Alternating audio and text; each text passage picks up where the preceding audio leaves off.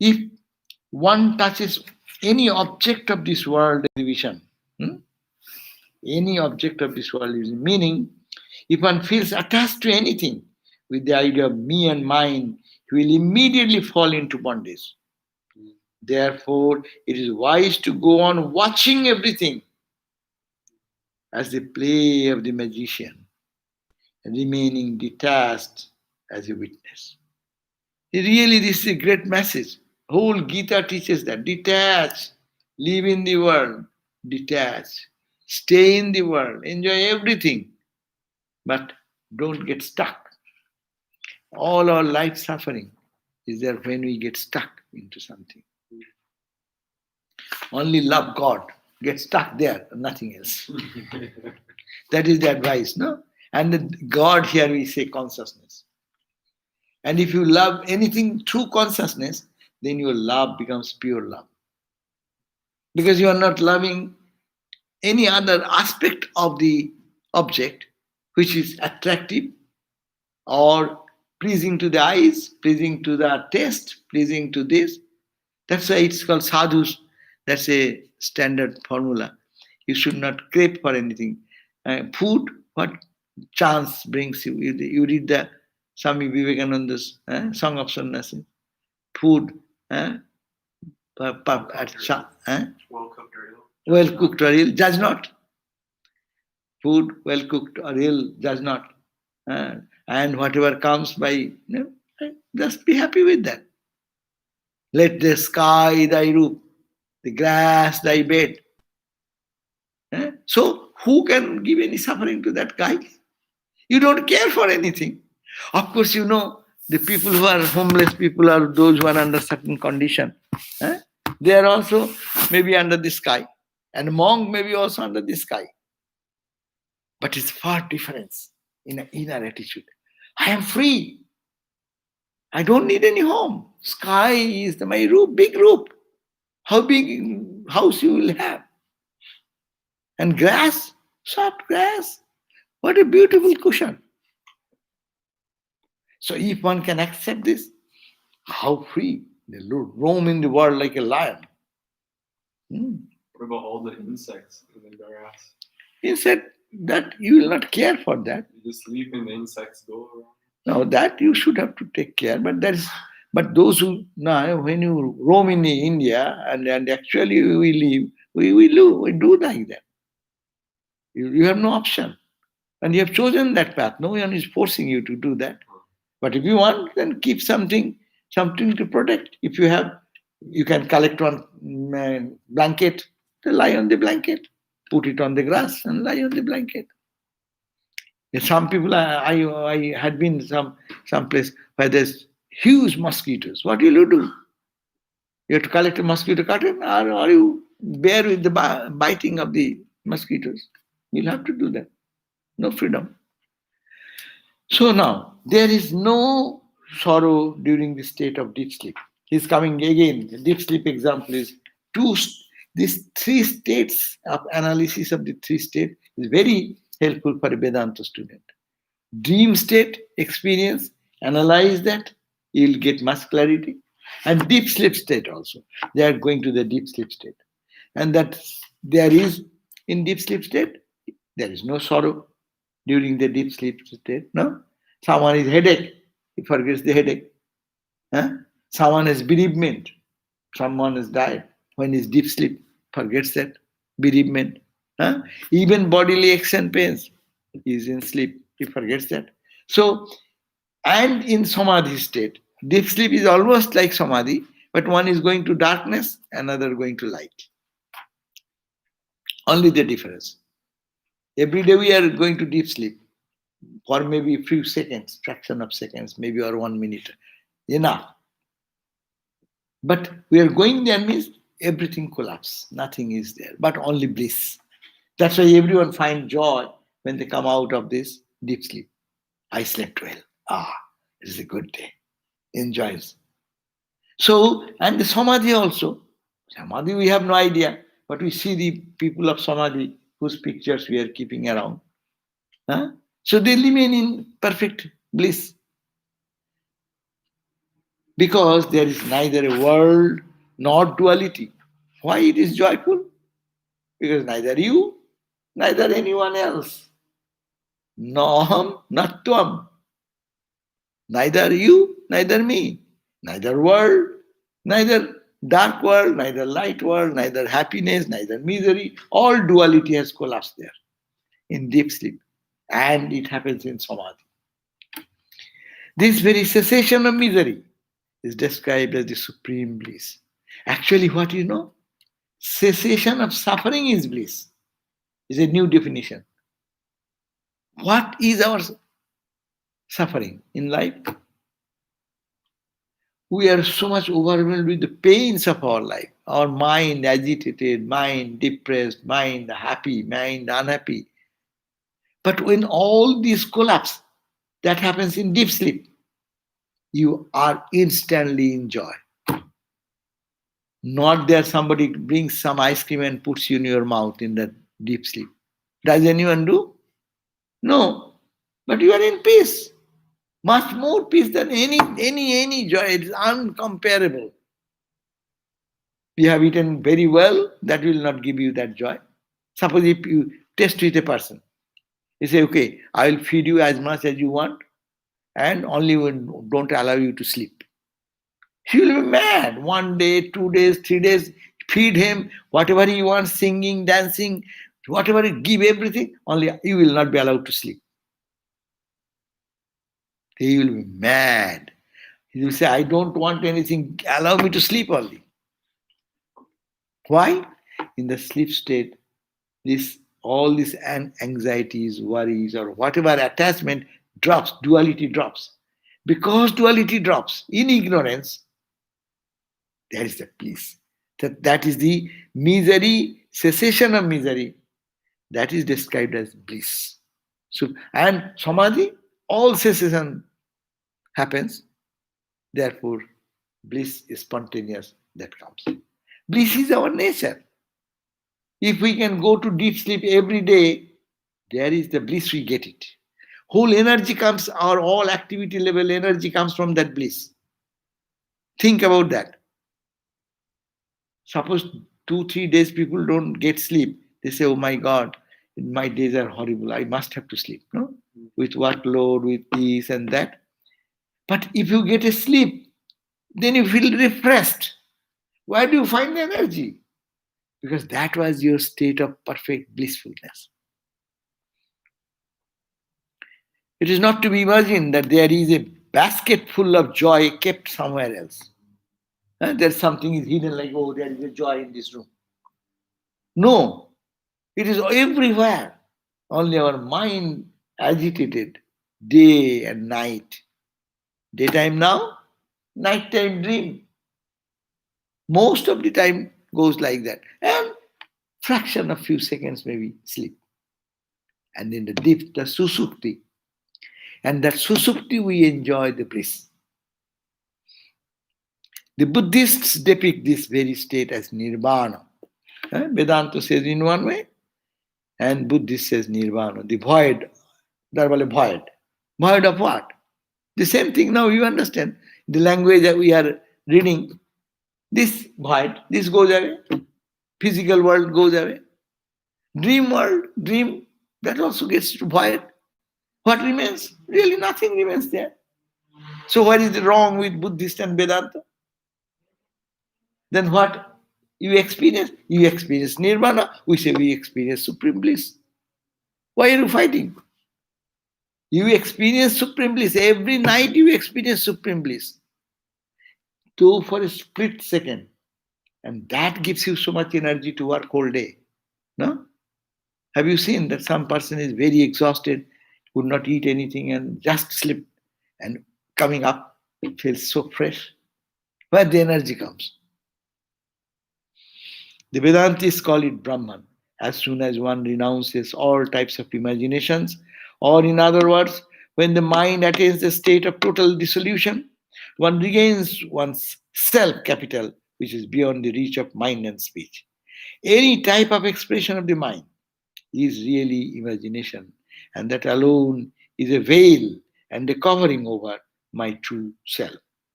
Be it the meditation on the divine image of God with form or thoughts about life and life beyond, or of birth and reincarnation, or of the law of karma. Any type of thinking is an imagination. It is like a covering over my own real self. Due to the impact of the knowledge of truth, when one experiences everywhere one non dual consciousness, which is his own real nature, at that time, all the philosophies studied before, the different methodologies, and the varied doctrines, everything vanishes into the air as it were. Huh? Then you think, Are, I did meditation? Whom I meditated? What meditation? You went to pilgrimage? Where did you go for pilgrimage? Who attempted that pilgrimage? Where is the person who went? Where is another thing than that of my own self? Who worked over what? So all this imagination, they just drop, just vanish. This means such thoughts are rejected with the idea that they are unnecessary, totally false, extremely trivial, and all objects of absolute disregard. In this chapter, in the context of ascertaining the exposition of the meaning of the self, the author has explained his great, majestic state of liberation in his own matchless style. So here ends the chapter 9. So, good. So we'll start next day, chapter 10. So I think everyone is happy. I don't see any question. Only one person is online. No, because there was some interruption. Interruption. Oh, you're also getting interrupted.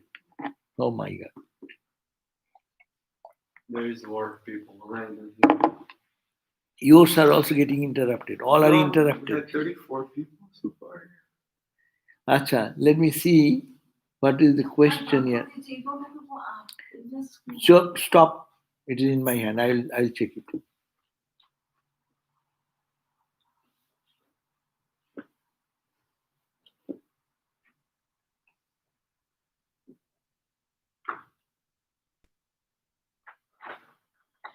Acha.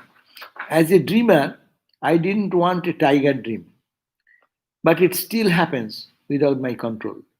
Does that mean the cosmic mind that is dreaming this dream reality also has no control over it? Ah.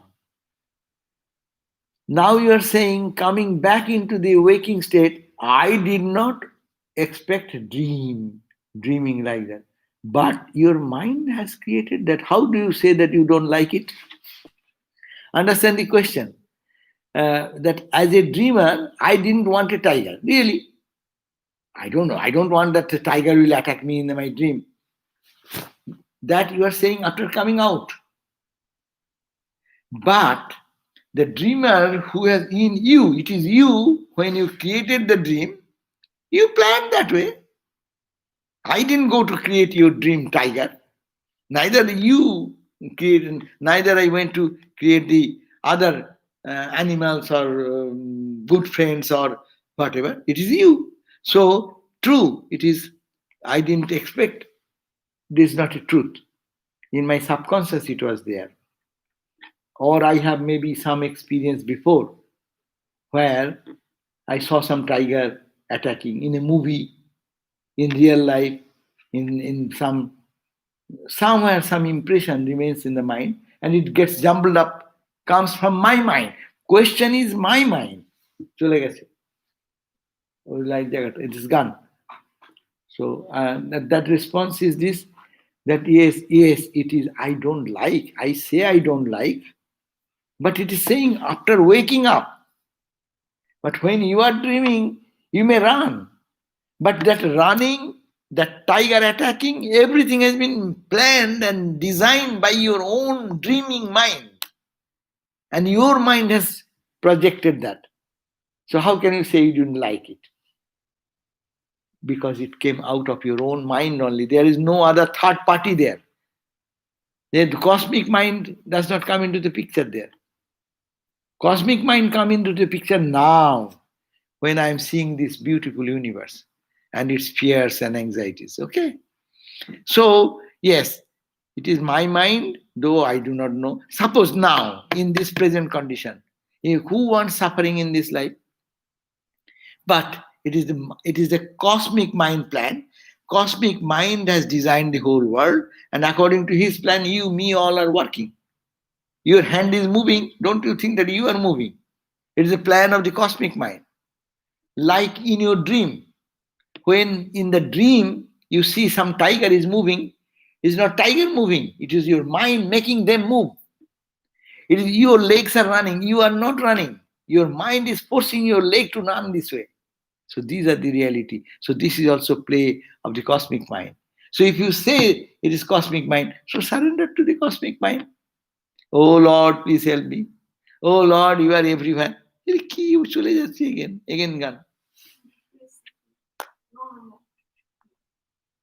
Oh, this has come. Grace to open. এখানে? Oh, okay. So, sorry, that is one question is done. Anuradha is saying, is that why realized souls need very little sleep and they are always awake? Yes, yes, that is called because they are awake means they are remain in their consciousness, so they don't need much because that is perfect place of perfect peace. Asha, then probably someone from Puerto Rico, Bhavani. How one should distinguish between just viewing, not touching, and not mistaking it with acting, showing indifference to whatever is seen or experienced. You know, those who love God, they will touch God only. If I know that this is nothing but consciousness, when I touch, I'll touch this. Ramakrishna is to touch. Ramakrishna is to eat, sleep, but they used to think that it is all God.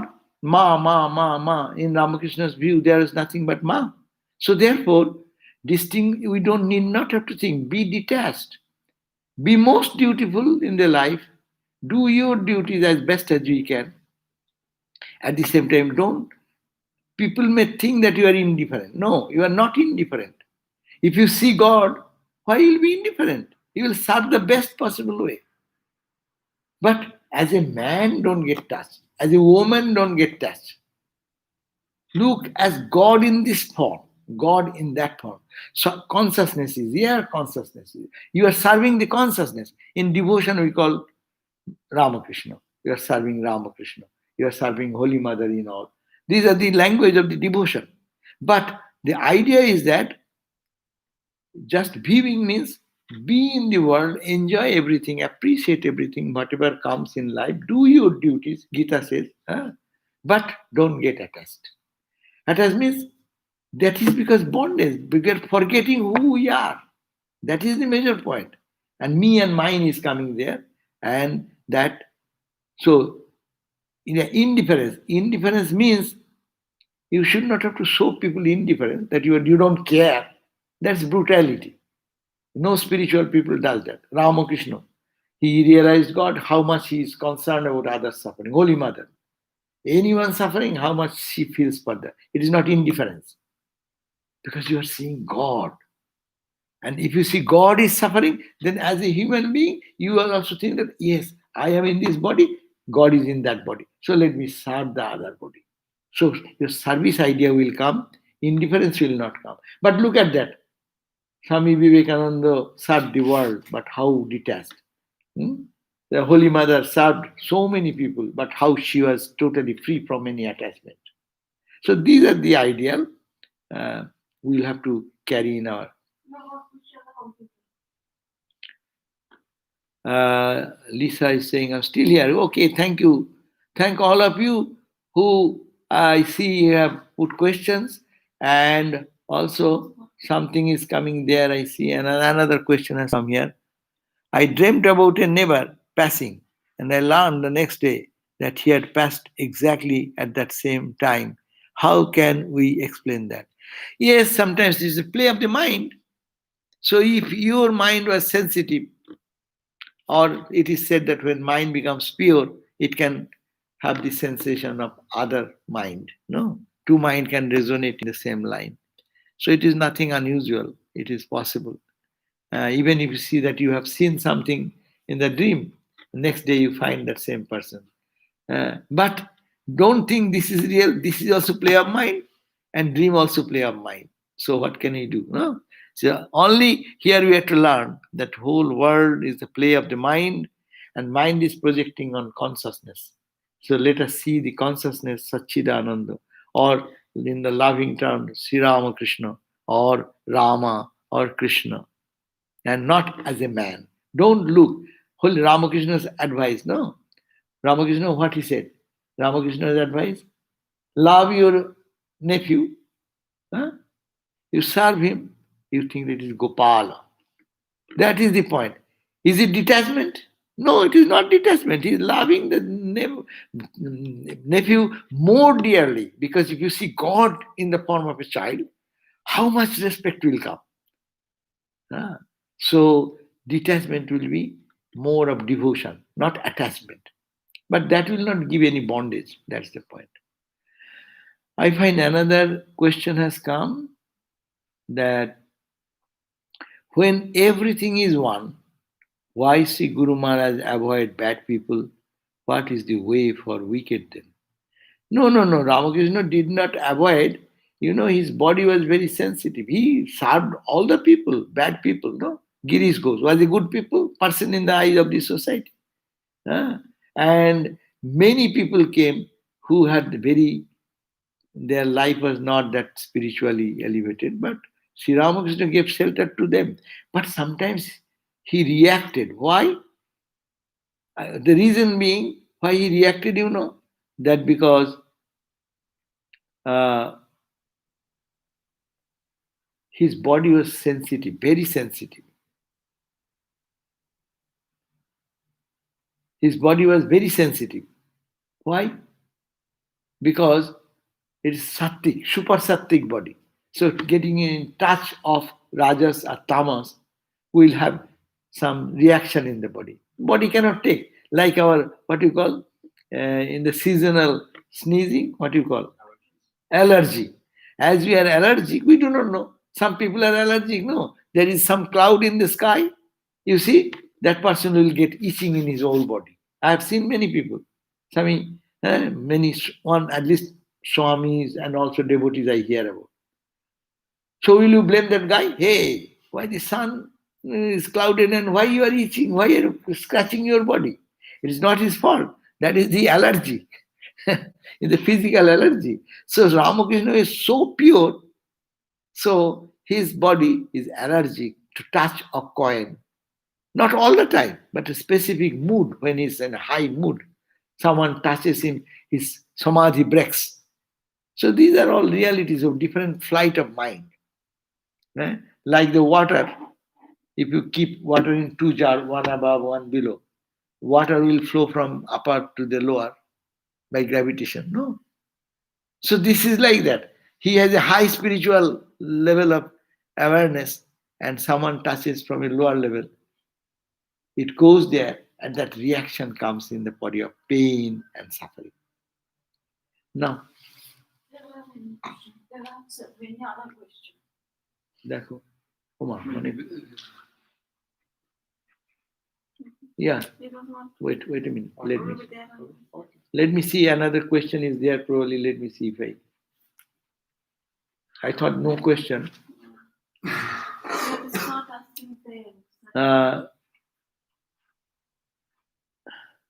How can we approach ourselves? What is that? What is the nature of consciousness? Oh my God, this is a big subject. What is this consciousness? How can I say now? We are talking about consciousness. Consciousness is, how can I describe consciousness? I'm conscious. I'm reading your question. Is it not I am conscious? That consciousness is, modern science will say, brain consciousness. But Indian spirituality has said behind that consciousness there is another consciousness. So that is the fundamental consciousness, which is the cause of all animation in the world, all actions, reactions in the world. Okay, we'll talk again in another day. Sorry, thank you. Huh?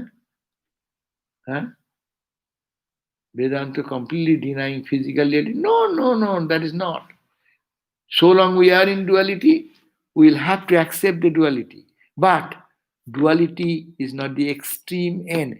Vedanta, I have time, you may call me, then I'll talk to you. Vedanta perfectly moves with science. If it is, rather, it denies what is not scientific.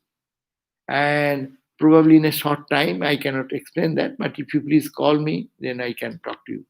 Nature of consciousness. Nature of consciousness is Satchidananda.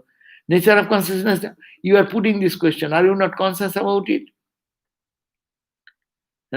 So, sorry, Ankan, I have no time today to talk about what is the best way of controlling our mind. This is subject, is another subject we'll have to, another day we can give because 15 minutes is over. Keep this question next time. Remind me, then we'll try to respond. And if you anyone has any question, you can call me also. Okay, thank you. We end here. Tomorrow is our gospel class. You can join, and there also you can put some question. Tomorrow, gospel class 7:30. Here, our time here, Hollywood time. Om Shanti Shanti Shanti Hari Om Tat Sat Shri Ram Krishnarpanam Astu. How long it was off? I don't know, maybe 5 minutes.